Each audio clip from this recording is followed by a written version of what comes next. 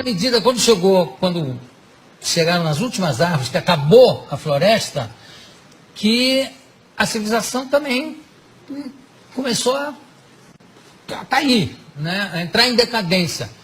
Não tem nada a ver uma coisa com a outra. Você destruiu aqui, não tem uma consequência? Não pode ficar. Tem que tomar muito cuidado com isso, porque isso são ações locais e não são ações planetárias.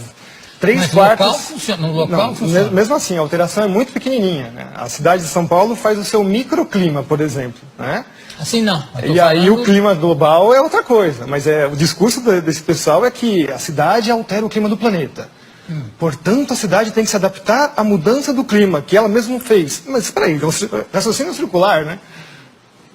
Agora, como é que é? Quer dizer que não está, a água não está, o gelo não está derretendo lá? Não, o gelo derrete e congela de novo, né? Tem os seus ciclos, né? Isso já é muito conhecido desde o final da Segunda Guerra Mundial. Primeiro que o próprio cenário de guerra era o cenário polar, né? A gente está acostumado a sempre ver o mundo no planisfério, acha que os Estados Unidos estão de um lado de cá, a Rússia está do outro lado, eles vão se matar por mísseis por cima do Atlântico, né? Não, eles vão se matar em cima do polo, né? Claro. Na verdade, eles estão pertinhos um do outro, né? Então, o conhecimento do gelo, já na época militar, já é muito difundido. Então, o próprio Ano Geofísico Internacional, 1957 até 58, estendido até 59, a primeira missão dos americanos foi atravessar o polo e, inclusive, colocar um submarino nuclear no polo.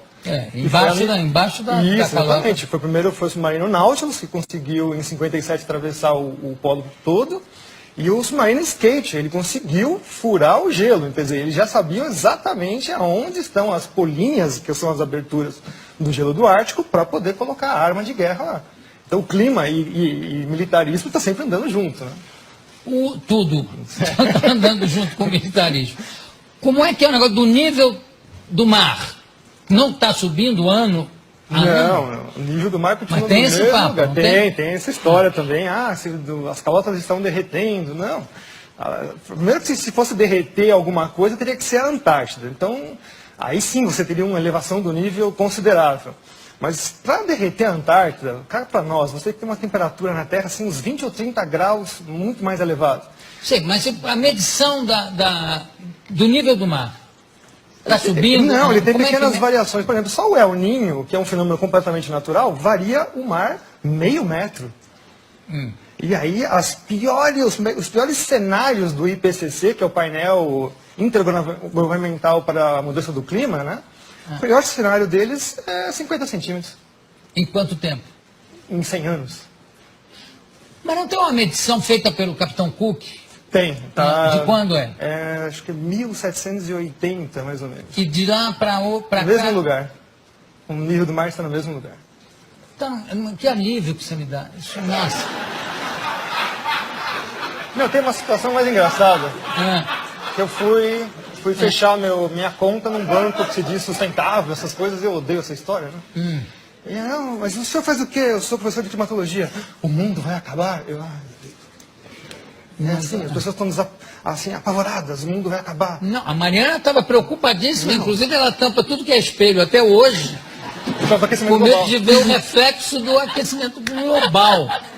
O aquecimento global virou o bode expiatório para todos os males da humanidade. Bom, falando em aquecimento, e a famosa, não é a calota polar, como é o efeito estufa?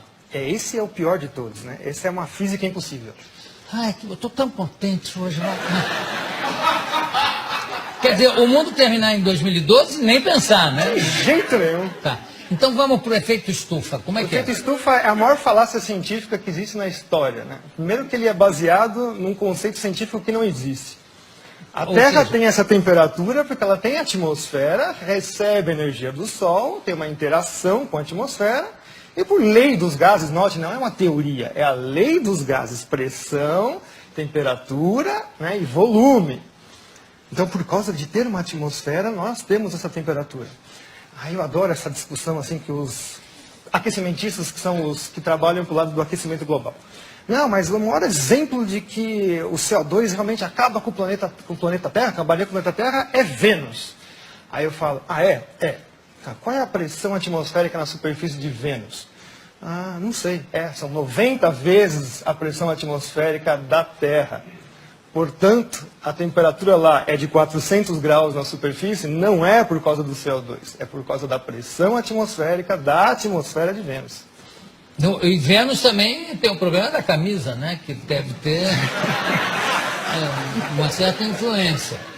Agora, quer dizer que não há o efeito estufa? Não, essa física não existe. Então, o negócio do pum dos carneiros da Nova Zelândia, você já ouviu falar nisso? Já! Não é que é uma quantidade tão absurda de puns tem que vai causar o apocalipse, que vai estourar com a calota não, como é que chama? Com a famosa camada de ozônio. Que não existe, né? A camada de ozônio é uma coisa que não existe, né? Não existe? Não. Meu Deus, que alívio que eu estou hoje. Quer dizer que o carneiro pode dar pum à vontade. Eu sei que tem fazendeiros ensinando o carneiro a se segurar. Pode soltar. A história do ozônio é conhecida como, né, nos cientistas sérios, não esses aí que estão aí vendidos chapa branca, que a gente chama, né? Trabalham para governos, empresas, etc. E tal. Cientistas sérios, o próprio pai da coisa é o Dobson, que no ano Geofísica Internacional se propôs a ir para a Antártica justamente para saber qual era a variação do ozônio na calota polar. Ele já sabia que o ozônio desaparecia completamente na Antártida. E aí, de lá para cá, os caras desaparecem com essas informações e falam que é o seu desodorante que destrói a camada de ozônio. Nossa! Nunca mais eu pego um sujeito fedendo, que eu brigar com ele para botar um desodorante. Aí quando você vai ver o que acontece, é a quebra das patentes dos CFCs, os gases refrigerantes. Então, em 87, começam a terminar as patentes, elas começam a se tornar públicas, você não precisa mais pagar royalties para elas. Então, a indústria toda que detém essas patentes lança um substituto chamado HCFC, que é um organofluorclorado como qualquer outro, mas custa, né, o CFC passa a custar $1,38 o quilo, o outro passa para $38 o quilo. Mas a grande vantagem é que ele não funciona em nenhuma das geladeiras anteriores, ar-condicionado e tudo mais. Então é extremamente sustentável, você tem que vender, jogar tudo fora e comprar tudo novo. Hoje as patentes vencem em 25 anos, então o discurso agora é que os HCFCs milagrosamente descobriram que ele também faz mal para a camada de ozônio e aquecimento global.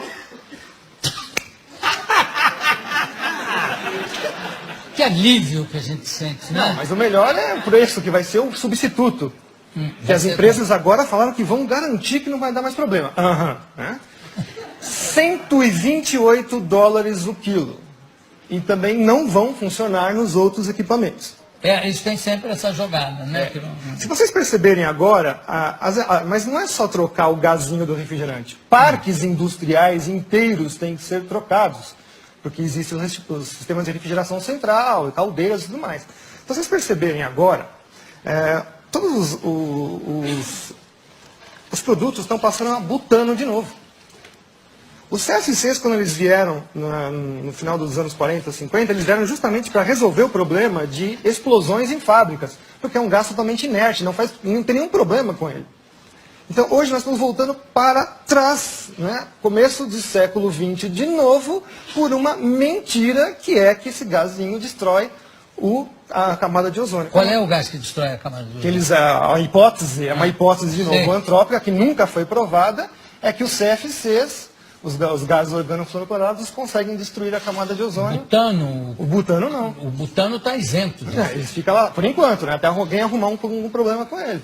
Tem uma coisa que me chama muita atenção, Ricardo, é que sempre que você vê o anúncio de um fenômeno astronômico, a queda de um meteoro, ou um fenômeno geográfico e físico, sempre é assim, a temperatura chegou a não sei quantos graus, que não acontecia desde 1920.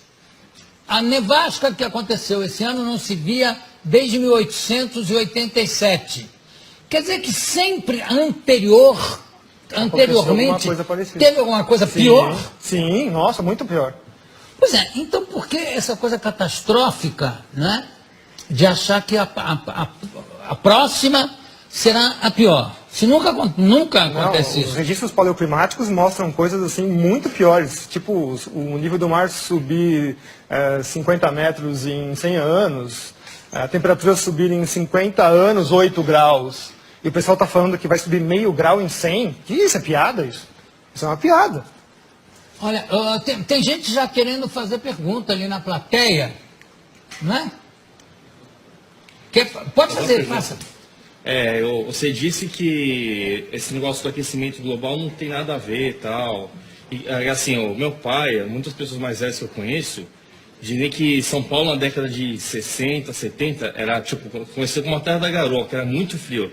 E hoje agora, você pega a época do verão, tá um baita calor, um calor insuportável. O que você pode explicar sobre isso? Isso daí é o efeito do clima no local, né? Então isso não é um efeito global. O caso da garoa, por exemplo, nós tivemos um trabalho científico feito agora em 2009, 2010, mostrando que nos últimos 3 anos ela voltou com a mesma intensidade dos anos 30, 40. Então, na verdade, também a garoa é um fenômeno cíclico. O que carece hoje em dia muito é a observação. Nós temos pouca observação realmente dos fenômenos climáticos dentro da cidade. A gente até fala que é o clima citadino, na verdade, né? Em geral, nós temos também pouca observação. A partir dos anos 90, fechou-se estações meteorológicas no mundo inteiro. O próprio presidente Collor de Mello fechou diversas estações meteorológicas aqui no Brasil também. Então a gente carece bastante de informação meteorológica in loco. Os satélites medem, mas sempre tem assim um problema de método, enfim, não é uma coisa tão fácil. A influência do desmatamento no clima global. Não existe. Não, infelizmente. Não existe? Não. E no clima local? Mais ou menos. Uma coisa que as pessoas também não sabem. A Amazônia, então, não é o pulmão do Não, mundo? tem que tomar cuidado. Não, nunca foi. Nunca foi. Nunca foi. Essa teoria já foi derrubada nos anos 80. Já. Não São é nem os a oceanos. pleura, nada? Não, são os oceanos. E não tem influência, o desmatamento não tem influência no clima? Tem que tomar cuidado com isso, porque quando eu falo isso, significa que eu estou autorizando a destruir a floresta. Não, de forma... Mas a gente tem que tomar cuidado, porque o aporte do ambientalismo é esse contra as pessoas que falam, negam a hipótese do aquecimento global. Né? Então, você mistura tudo dentro de um saco de gatos. Você fala, tá vendo? Esse cara está autorizando a gente destruir a floresta. Não, a Amazônia está lá, não é para ser destruída. Aliás, eu acho que nem é possível destruir a Amazônia, não porque grande parte dela está plantada embaixo, quer dizer, é embaixo d'água, você para chegar na raiz, né? São 6.000 quilômetros desse novo aquífero que descobriram embaixo da Amazônia. Ganha do aquífero Guarani. Recentemente descoberto. Eu não faço ideia do que seja 6.000 quilômetros. Deve ser importantíssimo. Porque 6.000 quilômetros... Haja aquífero aí. E o negócio da floresta, como é que é a floresta da chuva? Como é que é? Na verdade, assim, a gente tem que entender que quem manda no planeta são os oceanos. Aí, por acaso, existem continentes. São 3/4 da superfície do planeta com água. Então, a maior parte da troca de massa e energia com a atmosfera é feita com os oceanos. Então, de vez em quando, eles ficam com pena, coitadinho dos continentes, né? Aquela coisinha de nada, joga um pouquinho de água para eles. E se jogar um pouquinho de água para eles, já faz todos os desastres que a gente imagina.